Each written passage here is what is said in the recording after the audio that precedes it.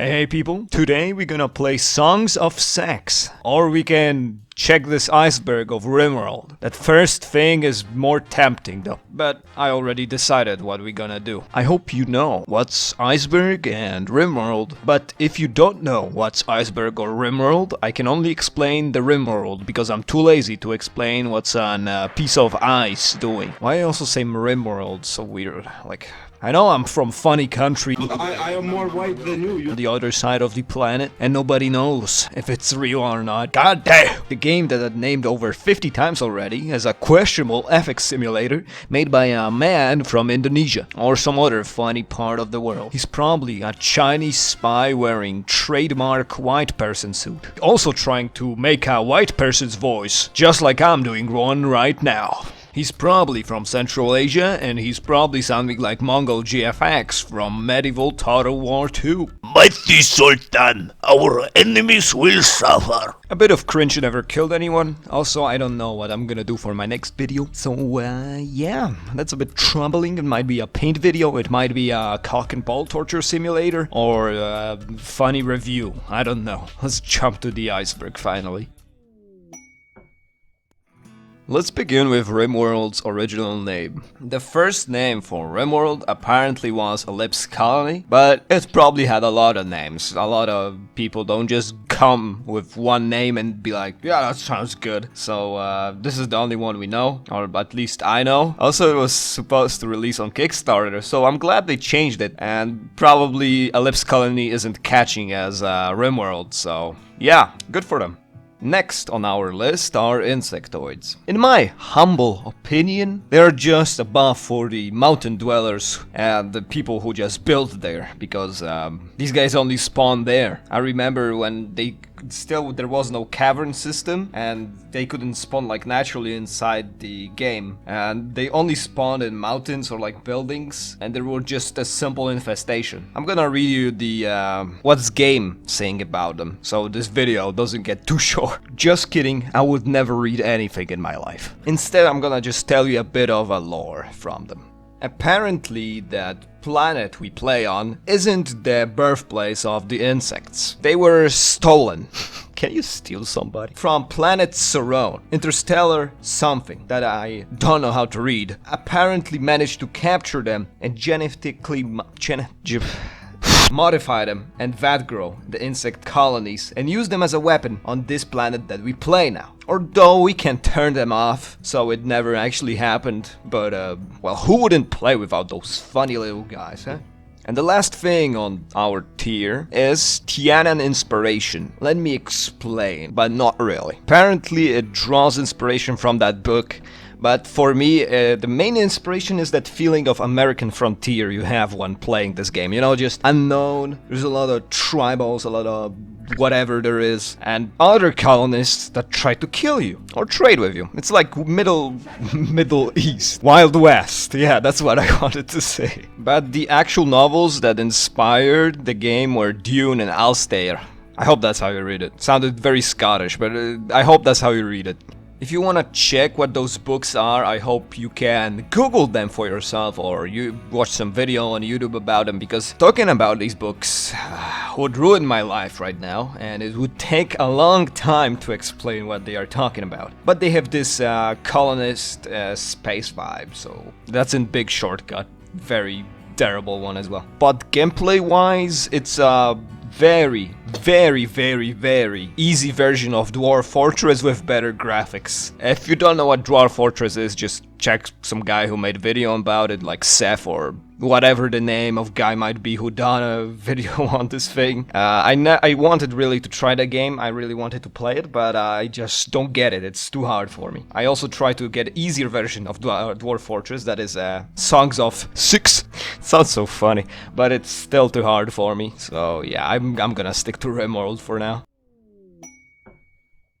Plasteel is real. I don't think so, buddy. I know it was mentioned in Dune, that funny book about space that isn't about space. I know there's a lot of metal combinations, like you can melt steel with aluminium and get stelluminium or something like that, and that might be, you know, reference to that you can, that it suggests aluminium or something. I don't know. I have no clue. I found nothing about it special. I know it's a fictional material, and that's about it. The spaceship's design. I have no clue what this entry is talking about. Might be that you can build any spaceship in that game to get off the planet, but it has to have initial parts. Or it might be talking about that mod to RimWorld where you just steer a ship. I don't know. I'm leaving it. RimWorld lore and Mechanoids Wars. Wait. Mechanoids Wars? Who the fuck was writing this shit? 12-year-old? Starting with the lore, I must say that lore of RimWorld isn't really big. There's a lot of name places like Catlas 4, Seti 5, Aubuin, Somfiaunda or something like that. I don't know how to read those names, okay? Don't judge. There's a lot of events, a lot of characters, a lot of planets as well, but mostly they aren't explained. So, yeah. I'm not gonna talk about everything because even if there is a lot of stuff missing, I'm not gonna have enough time to, tell you everything. Now we can talk about Mechanoids Wars. The thing with RimWorld and its lore is that you have to fill the gaps with yourself. There is no initial start of the Mechanoid War, that nobody knows who started it or whatever was the cause of it. We don't know really who created them or what's their purpose. Maybe humanity split at some point because of a civil war. One faction creating the biological weapons, other mechanoids. They both suffered extreme destruction from each other, and that's why RimWorld is this frontier kind of thing, without really anyone being in a real state of power. The true behind crash landing. What do you mean the true? You should have typed truth. Is this some Redditor spelling? I don't know. Is it some mystical stuff? Hello? Who's missing the skull? Oh my god, it's so funny. And there is no truth. You just been shot down by the bandits and that's it. Let's go to some better stuff like Synthread recipe. You can't make Synthread read. Whatever. It's just trolling. This entire iceberg is just trolling me. I hate it, but at least I have a good laugh. Instead of Synthread recipe, I'm gonna show you the math recipe.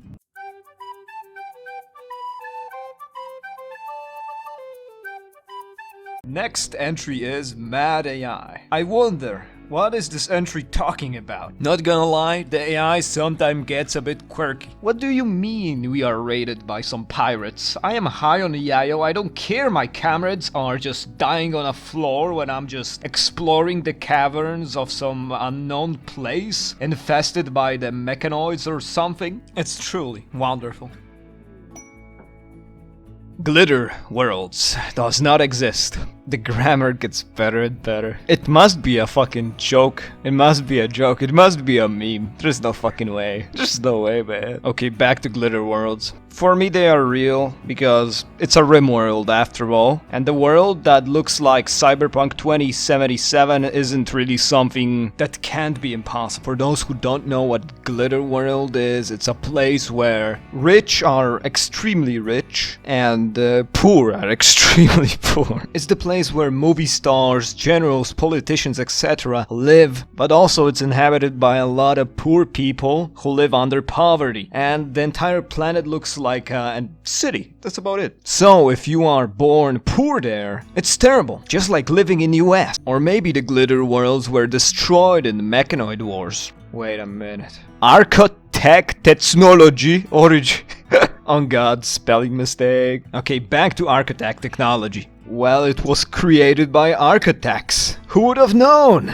We don't know how it even works, like, come on, bro. Come on, rip, bozo. Star Sector and RimWorld occur in the same universe. Well, the RimWorld and Star Sector have similar story and how they look, with poverty everywhere and colonies are just, well, they're looking like Brazil. You can assume that's true, but no, it's not. Shut up. They might look like they are the same, but in reality it's two different things, so stop thinking about it.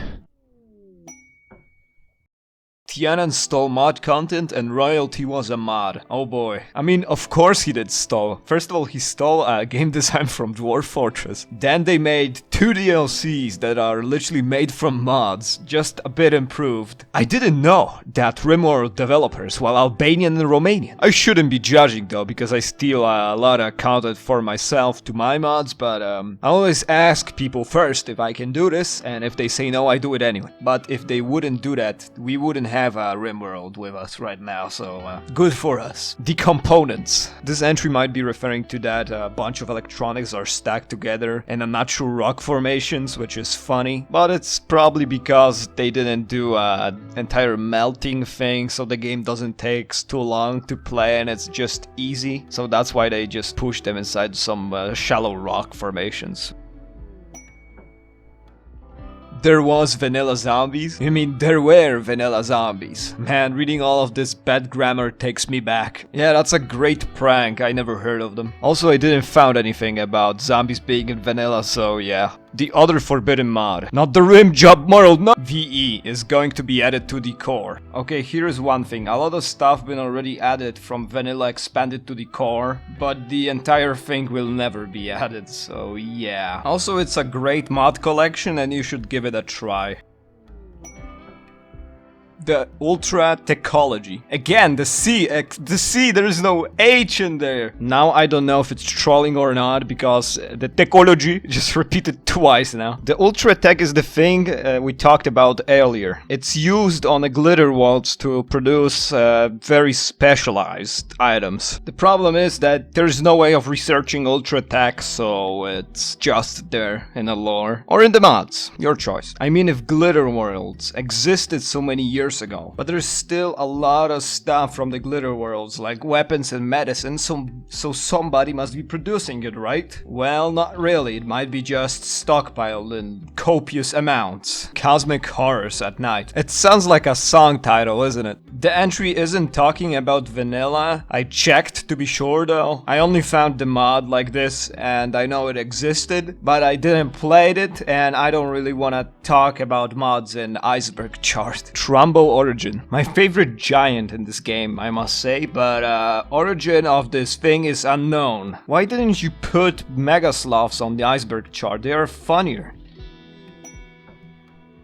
The fourth storyteller. Vanilla Rim Job only has 3 storytellers. Please stop trolling. I can't even find anything about fourth storyteller about early game concepts, so that's about it. There's no more to it. The spaceship destiny. I guess it's heading towards that escaping via spaceship is the main story and we should finish it. Although there is more endings than just escaping via spaceship. Pawns are sentient and sapient. Of course they are the most intelligent life forms known to man. Okay, let's go to another one. The final updated. What final updated? What's updated? What's the final? Hello? I'm lost. I'm going to the next one. What's inside the Persona core? These nuts. But in all seriousness, what do you think is inside of computer? Because I have no clue. It's just advanced AI, there's no much to it. RimWorld predict the future of humanity. Jesse, what are you talking about? Bro, just because Deus Ex can do this doesn't mean our RimWorld can. Okay, let's jump to the next one.